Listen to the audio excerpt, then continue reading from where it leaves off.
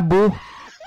Mukhang nagkatotoo mga kababayan, mga ka-GP Natics, yung kanyang ginangaw-ngaw nung nakaraan. Yung kanyang pagrarant sa harap ng taong bayan na hindi raw siya gusto para magserbisyo ay nagkatotoo. Hindi binoto kasi walang alam si Willie Rebillame. Bakit? Paano mo nasabi, GP? Pakinggan niyo po yung kanyang pagwawala, yung kanyang pagtatampo. Oh. Kampanya, hinahanap artista. Okay. Pag nanonood kayo ng sinehan, sino ba pinanonood yung artista? Pag nakikinig kayo ng music, sino ba pinakinggan kayo? Entertainer. Tapos pag tumatakbo na kami at pag gusto namin magservisyo, ayaw nyo? Di ba? That's a nonsense. I can't believe this. Okay? Ay, naka. That's a nonsense, everyone. Okay. Ay, buhay. Buti na lang hindi nanalo si Willie Rebillame. Bakit kanyo mga kababayan? Dahil sabi nga ni JPE, hindi komedyante ang Senado. Ang kailangan namin ay guardian, hindi komedyante at hindi yun stage, mga kababayan, o puppet. Naku po, matindi yun ha? At ito naman, Willie Rebillame. Sa totoo lang, hindi ka talaga mananalo. Bakit kamo? Binigyan ka ng pagkakataon to shine. 'Di ba? There were a lot of interviews na nangyari. 'Di ba? Ang gagaling. Binigyan ka ng nila Gretchen Ho pagkakataon. Binigay sa iyo yung stage para magsalita. Binigay din sa iyo ni Tito Boy Abunda kung paano mo gagampanan, ano ba ang plano mo sa Senado. Sabi mo, wala pa akong plano. Manalo muna bago ang plataforma. Hindi ka nanalo. Kasi nga, dapat doon ka masusukat. 'Di ba? Doon ka nila susukatin. Bakit ka ba dapat iboto? Dapat sagutin mo 'yon. Highlight your qualification. 'Di ba? Highlight your programs. Highlight your platforms. What are the things that make you decide or made you decide to run as a senator? 'Di ba? Dahil sabi mo dati, tama si Dolphy. Hindi ako tatakbo dahil anong gagawin ko doon kapag ako nanalo? Wala naman akong alam. Tapos biglang-bigla tinanong ka, akala ko ba hindi ka tatakbo sa Senado o kahit anumang posisyon sa gobyerno? Sabi mo, mga kababayan, tinanong ko kasi si Manny Villar.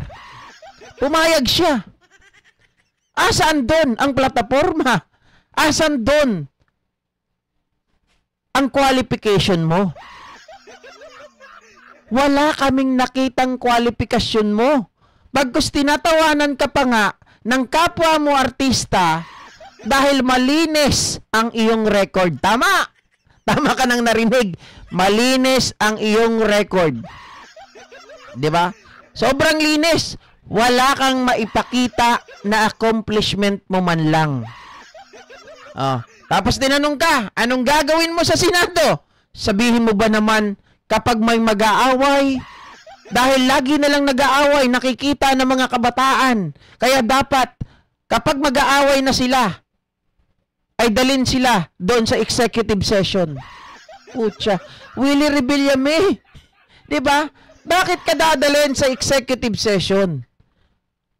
Alam mo, ang executive session, yan ay ginagamit para sa mga, halimbawa may impormasyon na it involves national security. 'Di ba? Mabuti ka nga nakakuha ka pa kahit papano ng parang, ilan pa ba yung nakuha ni Willie? Merong 9 million din, tama ba mga kababayan? Yung nakuha ni Willie Rebillame na boto. Ibig sabihin, may nauto ka pa rin, kaya lang not enough yung mga nauto mo. Kasi kukonti lang, 'di ba? Buti na lang talaga. Ayan. So, ikaw ay nakakuha ng halos 9 million. Tama, 9 million. Meron ka nga. 'Di ba? Pero hindi sapat 'yon. Nakikita ng tao na hindi mo pinakita yung best mo to answer those questions. Kasi yun yung ano mo eh. Yun lang yung pagkakataon mo. Sabi nga nila, alam nyo pag pumapasok tayo sa isang kumpanya o sa isang trabaho, kapag ikaw po ay wala pong karanasan, mga kababayan, doon sa interview mo, ilalabas lahat ng bala mo. Pero si Willie Rebillame, nakita natin, mga kababayan, masyado siyang naniwala na siya ay sikat.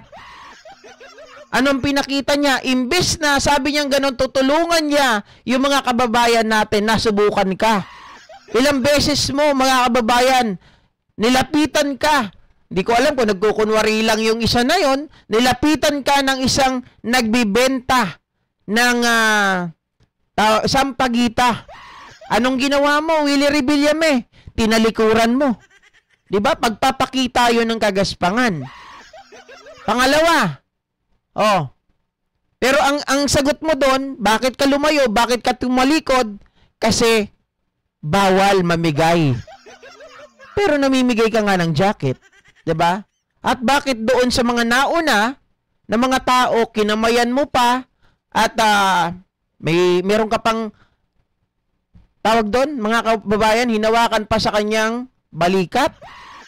Pero yung mama na may dala ng sampagita, siguro mabaho. Hindi niya kayang lapitan. 'Di ba? Mata pobre. Tapos yung namimigay ng jacket, mga kababayan, galit na galit si Willie Rebillame. Akala mo, walang camera na nakatutok sa'yo. So lahat magpapanggap. Asa ka pa na mananalo ka. Anak ng tinapa. Diba? Mabuti sana kung may karanasan ka na, may alam ka.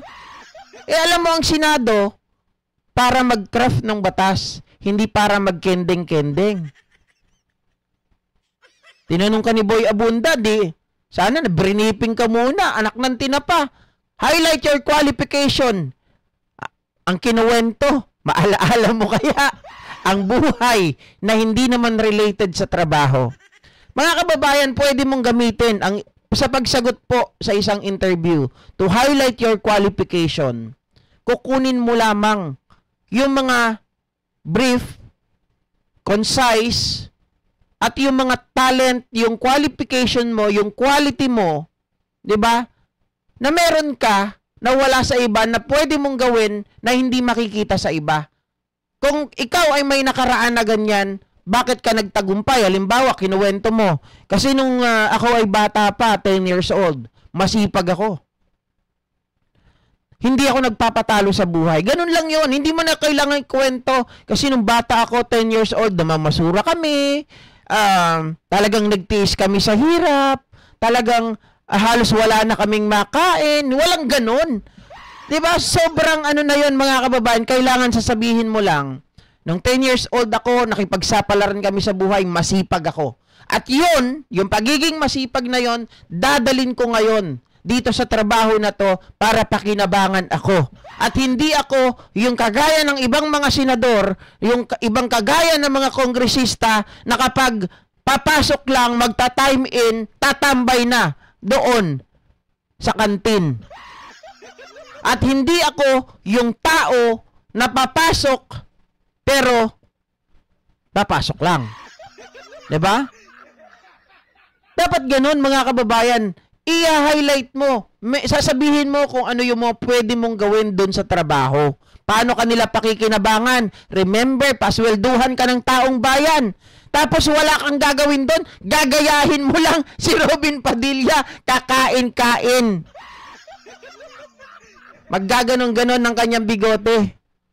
Tapos ikaw, ang sabi mo, pag nakikita mo na nagdi-debate sila, pag ikending-kendingin mo, makakasira ka pa sa momentum ng debate. 'Di ba? The reason why those people are debating, ipatalinuhan 'yon. 'Di ba? Para makita natin yung kanilang mga punto, yung mga reason ba nila ay karapat-dapat, tapos ikaw pakikending-kendingin mo, sisirain mo yung momentum. 'Di ba, Ma'am Kat Lucido? Shoutout sa inyo, ha? Sabi ni Miles Valdez, thunder na si Bebot mahilig pa tapos bira pa ng bira sa gobyerno.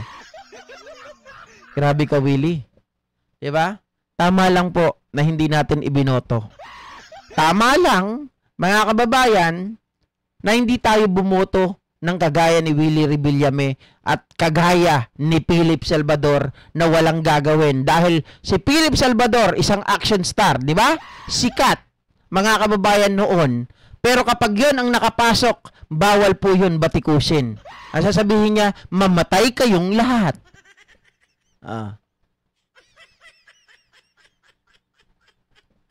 Di ba? Sabi ni JC Moss, parang bata di ma-accept na natalo siya. Wala eh. Anong gagawin natin, guys? Di ba? Sa totoo lang, maraming karapat-dapat na makapasok. Ang tawag dyan, karma. Di ba? Naghangad ka, mga kababayan, ng sobra-sobra, ayan, lagapak.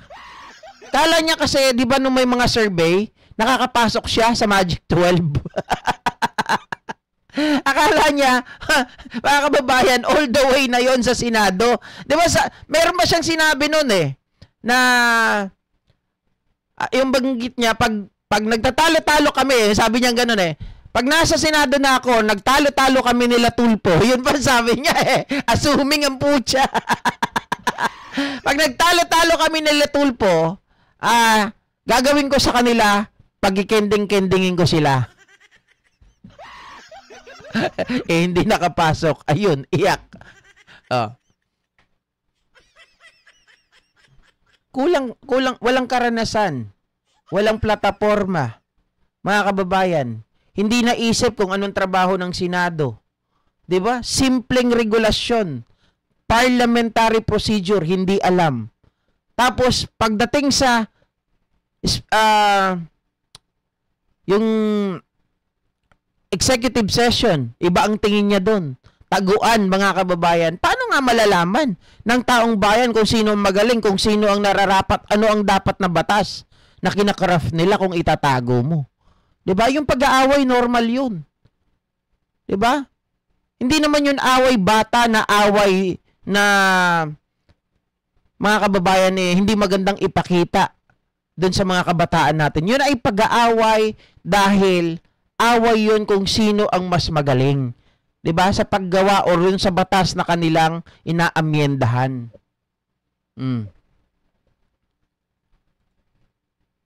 Remove na nga natin to si ingay nito ni Mikoy Romero. Ayan, Mikoy. Buti nga sa'yo.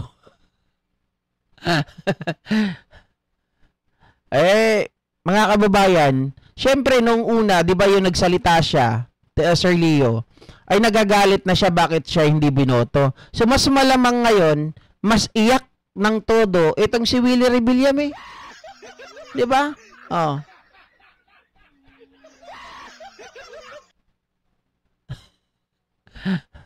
Hayaan nyo na yan.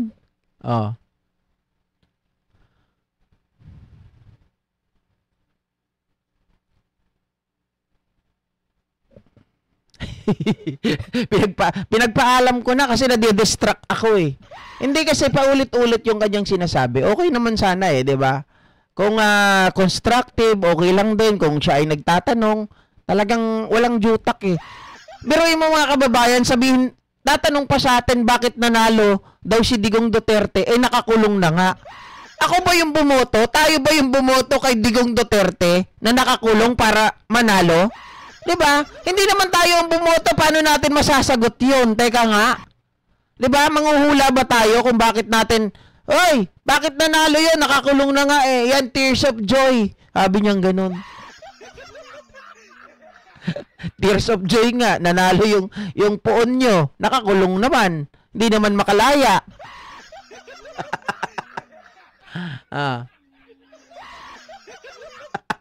Sabi ni Ardayan, makinig lang pro Duterte here. Sumasat-sat talatatuloy may sayad.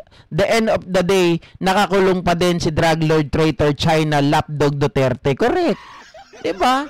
Yun kasi ang hindi nila maintindihan, guys. Tapos papasagutin tayo ng mga tanong nila na okay lang out of the blue kung may sense. Pero yung sa kanila, nonsense. Dahil di naman tayo ang bumoto kay Duterte para manalo siya. Baka masaktan ka lang kasi kapag sinabi ko, kasi kayo, mga bobo. Yun lang naman ang sasabihin ko, bobo pa rin kayo, tanga pa rin kayo. Dahil nagpapauto pa rin kayo sa mga Duterte despite the fact na nakikita nyo na yung kanilang kamalian. Di ba? Hindi ko na lang sinabing ganun kanina Ayaw kong masaktan. Pipilitin tayong sumagot sa mga bagay. Tayo ba yung bumoto kay Digong? Mga kababayan, kaya siya nanalo? Di ba sila? O di, sila ang dahilan. Alam niya na yun sa sarili niya. Kami ang dahilan Kaya nanalo si Tatay Digong, mahal namin siya. Dapat ganun. Alam niya na yun. Diyos mio. Okay guys, maraming salamat po muli sa inyong lahat. Magkita-kita po tayo bukas. Magandang gabi. Salamat.